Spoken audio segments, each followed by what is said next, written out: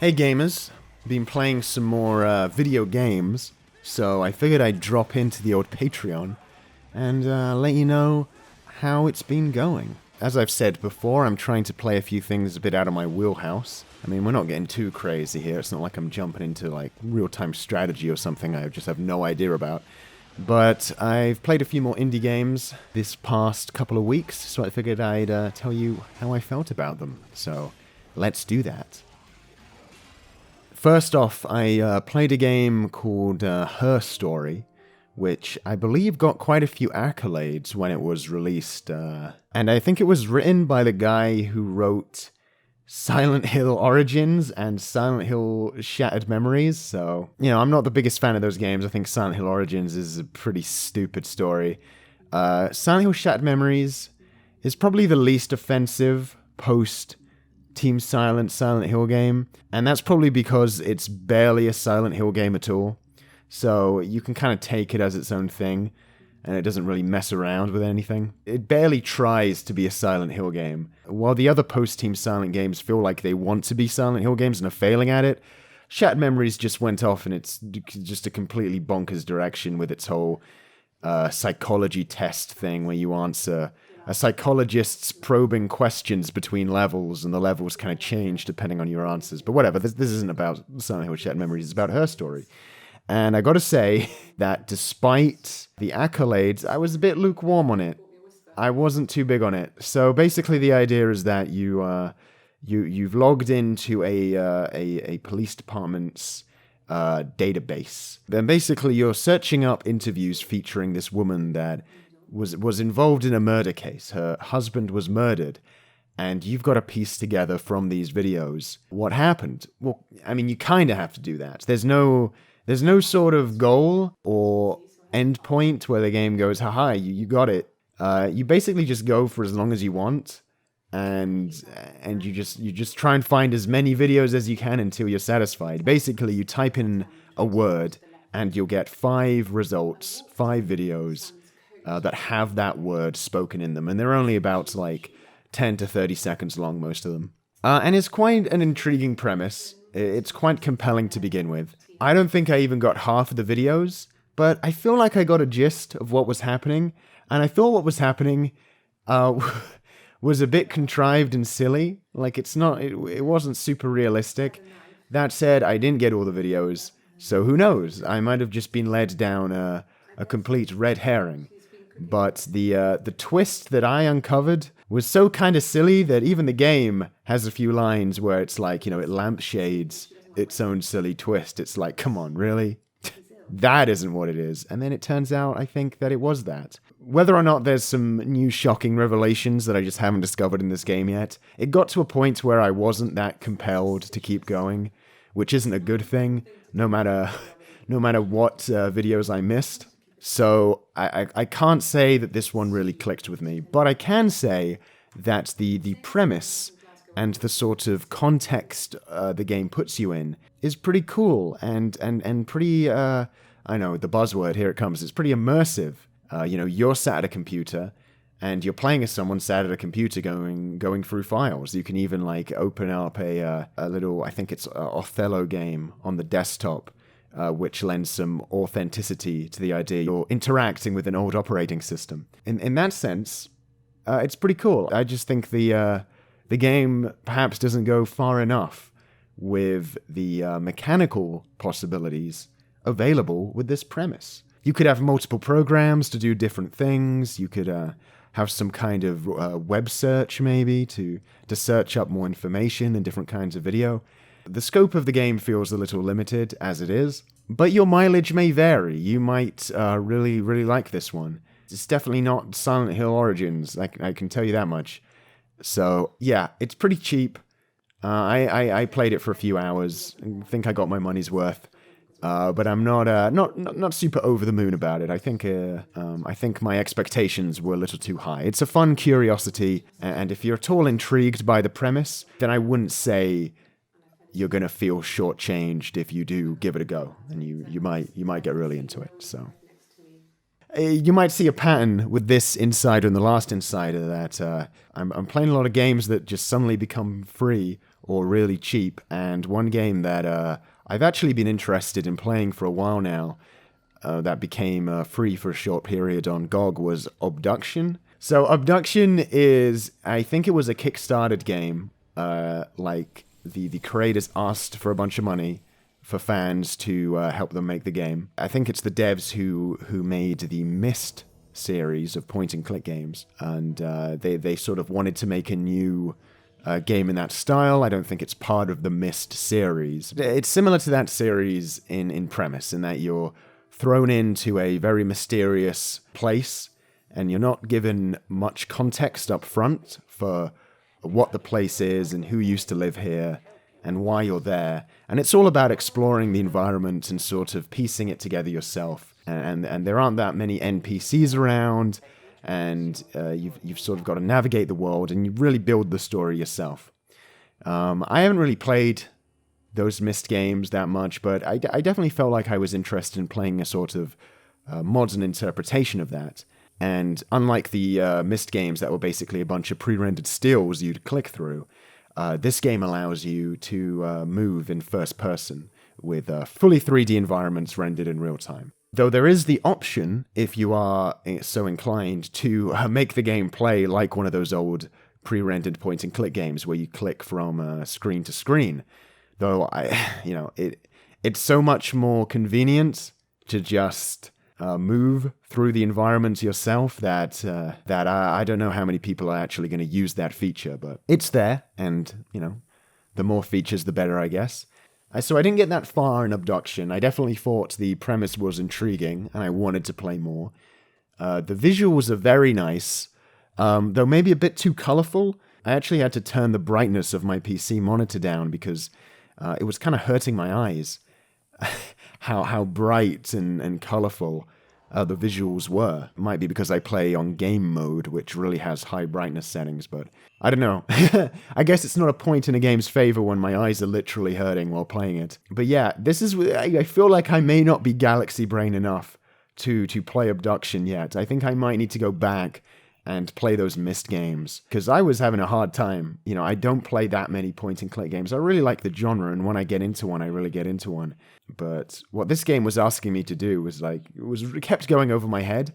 And of course, when I figured things out, there was a bit of a eureka moment to it, where I was like, "Oh, that's good." But I don't know if the enjoyment, if the moments where I figured things out, I don't know if they made up for the minutes upon minutes of wandering sort of aimlessly, not knowing what I'm doing. I'm having the same situation with a really clever puzzle game called Baba Is You at the moment. I won't go into that too much. It's this really inventive little puzzle game where to reach an objective, you have to change the rules of the game.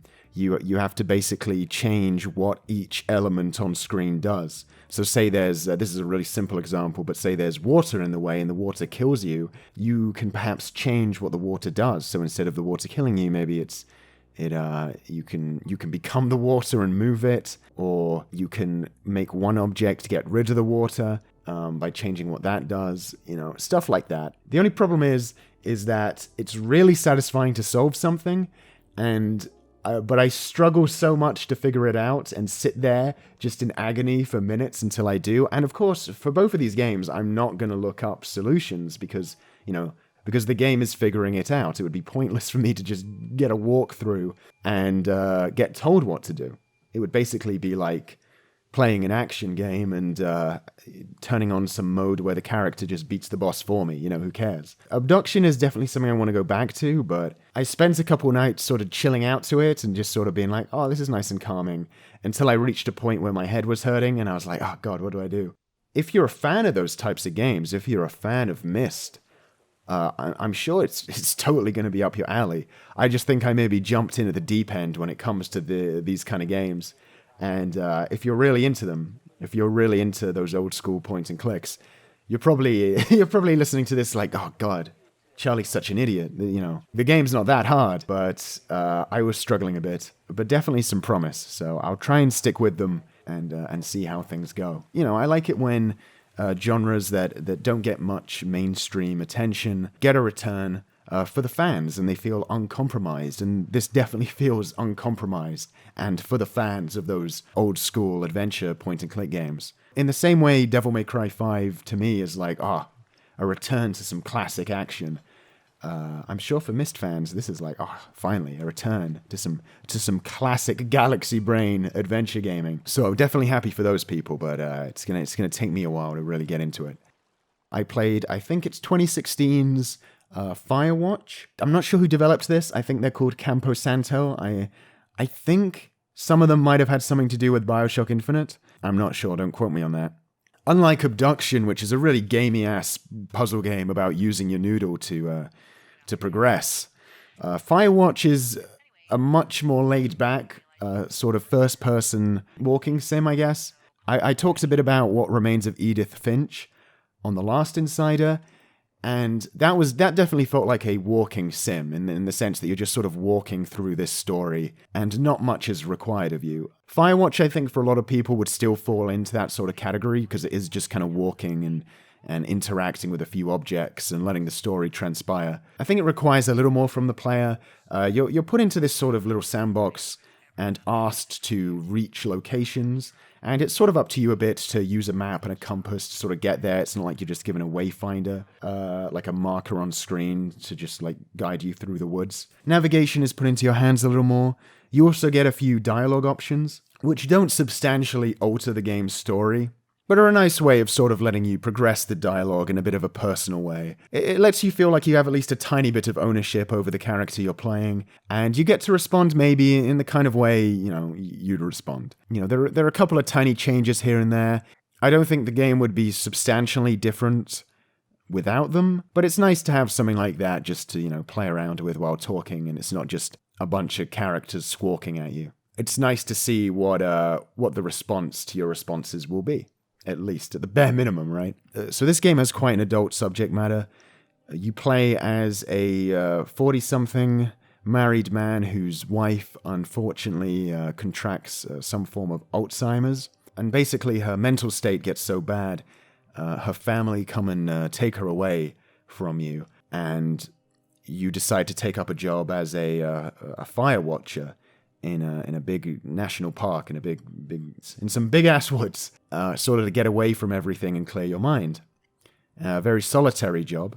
You just sort of sit in a tower and wait for fire to happen, if it does happen. And you form a bit of a relationship with a colleague from a neighboring watchtower who you only talk to over the radio. You don't even know what she looks like. Some chemistry develops there, and some definite flirtation develops there. You kind of get where this is going. It's two very solitary people having a back and forth, having intimate conversations about their situation in a very secluded place. And that on its own is pretty compelling. Like, the characters in this game are voiced really well. They feel pretty three-dimensional. And it's quite refreshing to play a game that discusses such adult subject matter so soberly. That talks about sex and marriage and adult relationships and stuff like that, which in your big AAA M-rated action game just sort of gets pushed to the side, In big mainstream games, the details of relationships just sort of, glossed over. It's all very high concept. In most games, it's about, saving the girl, and because, everyone's deeply in love, and then at the end, they get together, and you don't really hear about all the stuff that happens after that, the fighting or the jobs they have to get to pay for their rent or whatever, or their mortgage, having conversations about having children and all that shit. It's not that stuff needs to be in action games with high stakes and high emotions, but there definitely are less games that discuss relationships in the way Firewatch does, and that was kind of refreshing. Even if it's, there isn't much mechanical breadth to this one. What the game does do very well is create a sense of tension, so things do get kind of spooky as you explore Firewatch and go through these woods. The game does a really good job at building up tension and paranoia, because you're all isolated out here. All you have is a walkie-talkie to talk to your neighboring Firewatch colleague. And that was probably when the game was at its best, because It's very easy to get caught up in the tension of the game because you don't know the rules of Firewatch. You don't know how long it's going to be. You don't know whether or not you can die or not, and stuff like that. You don't know what the game's capable of. And the game starts dropping all these hints that something really crazy could be going on. And that was when the game was at its peak, and I was super, super into it, more than I expected to be.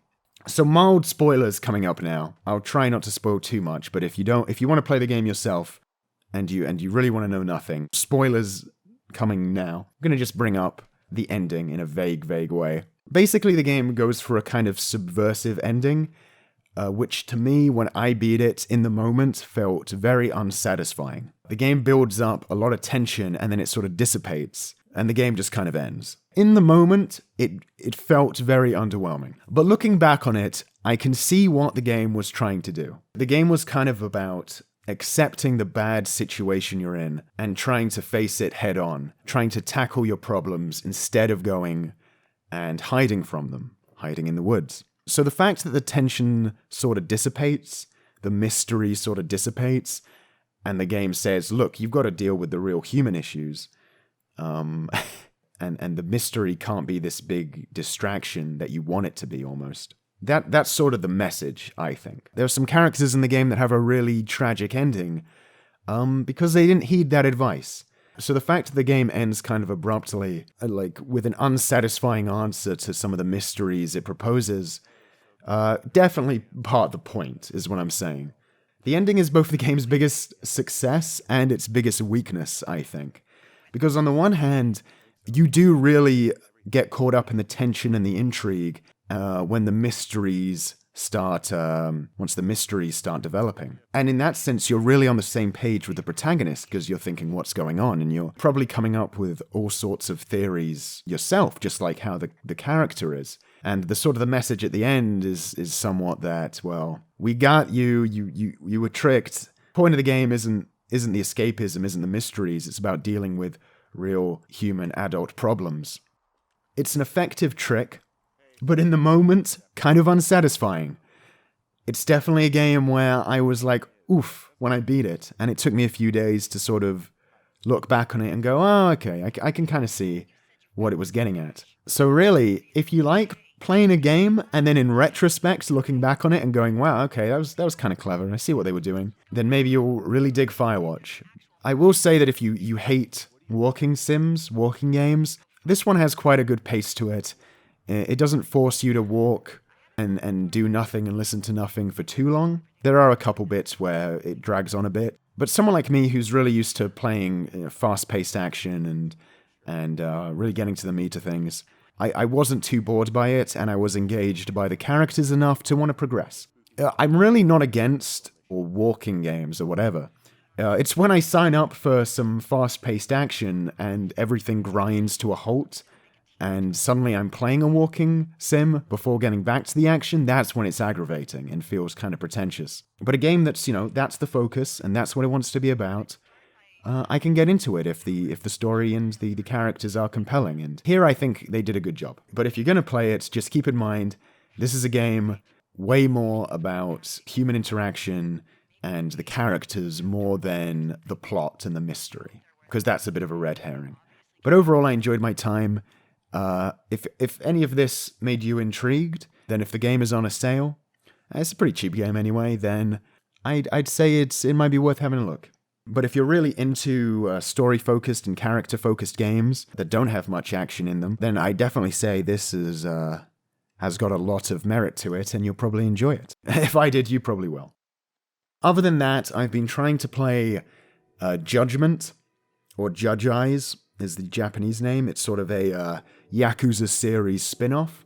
It takes place in the same world and same levels as all the other Yakuza games, but with a whole new cast. I got sent a review code for the English localization, so I've been trying to play it a bit, but it seems like a really long game and there's a lot of meat to it.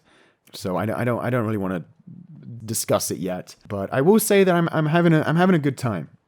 I don't know if I'm having as much of a good time as I've had with previous Yakuza games, I'm not being wowed the same way I was when I first played like Yakuza 2 or Yakuza 0.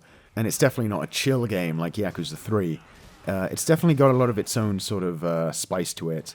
And there's something very fresh and refreshing about it for the Yakuza series. Like, the new characters feel very invigorating. The soundtrack feels very invigorating. They actually seem to have got the license for the pop song that plays at the start of the game in the opening. I don't think they've done that since Yakuza 2 on PS2. Every time a Yakuza game has been localized since Yakuza 3, they've just replaced the original opening music and even the credit song for Yakuza 0 with some just like generic like guitar bow wow wow stuff. You've got to look up the ending credits song for Yakuza 0 because it's so good and so poignant for the end of that game. Thumbs up that they seem to have gotten the actual music for the game, which they've been slacking on with some of the more recent Yakuza localizations. Definitely feels fresh and energetic, where I think the series, the actual mainline Yakuza series, has been getting a bit tired in some of the recent entries. I think where Judge Eyes stands the biggest chance of being underwhelming is in its status as a spin-off game that's not supposed to be a traditional Yakuza romp, because it sort of styles itself as a detective game. But structurally, it feels very much like a Yakuza game. It has a few extra features that sort of fit into the detective theme, and you sort of lockpick your way into sort of undercover missions where you're getting information to try and get someone off the hook for a crime. But I don't think, from what I've played, the game has capitalized on this too much. You're still sent down the sort of very linear mission structure that a traditional Yakuza game has, where a waypoint appears on your minimap, and you head towards it, and then you fight some guys, and you talk to someone, and then you're directed to the next one. Whereas I think there was a really good opportunity with Judge Eyes to perhaps, when the game decides to give you all this information about a case in a traditional sort of Yakuza-style info dump, rather than the game giving you a bunch of clues and locations of interest and then just sort of making you go to each one in a linear fashion, I think the game could have been really cool if perhaps they just give you all this information and you're let loose around town to go to locations and to find clues yourself. This is just from what I've played so far, but I have a suspicion the game is just going to keep this structure. It would be great if it didn't. As a Yakuza game, it seems, pretty decent. It seems like it has the best combat a Dragon Engine Yakuza game has had, which is good. And the music is banging. There's a lot of, there's cool Yakuza stuff. But considering it's a spin-off, I feel like maybe there was an opportunity to let the player loose a little more and to try some new things. I mean, there are tailing missions in the game that are pretty boring, and the combat is enjoyable to the point here that it feels too scarce, and I want to do more of it. But some of the other activities are a little bit dull, so we'll see. Like with most detective games, it struggles to find a way to gamify an interrogation and keep the story moving if you're just totally pants at it. So rather than creating conversations where you can sort of fail or there's a block and the game stops you if you're getting things wrong, basically the game awards you more XP points if you don't say anything stupid, which, okay, it's fair enough. It still encourages you to try and think and say the right thing. Though the stupid answers don't seem that stupid. Like, the game usually gives you, like, 2 or 3 options, and one of them is a stupid answer. But the stupid answers don't seem that stupid. Like, it's not like you say the stupid answer, and then the character you're speaking to goes, "What the heck, that was really stupid." They react like it's a normal question so far. So, yeah, in terms of the detective mechanics, a little bit underwhelming. But as a Yakuza, I'm definitely getting more positive vibes off this one than I have been getting off some of the more recent stuff. So I might talk about that a bit more at a later date, but that's going to be it for today's TGB Insider. Thanks so much for watching. Thanks so much for being a backer, a $3 backer or more to the show. Every dollar helps me buy new equipment, consoles and games, and other stuff that I need to do the show to cover the games that I want to cover and cover them at the best possible quality. I'm getting some money together to buy some more foreign systems and some more special cables, some games I've been meaning to talk about for a while now, and deliver you guys the best possible footage from the best versions of these games. So thanks again, and peace out.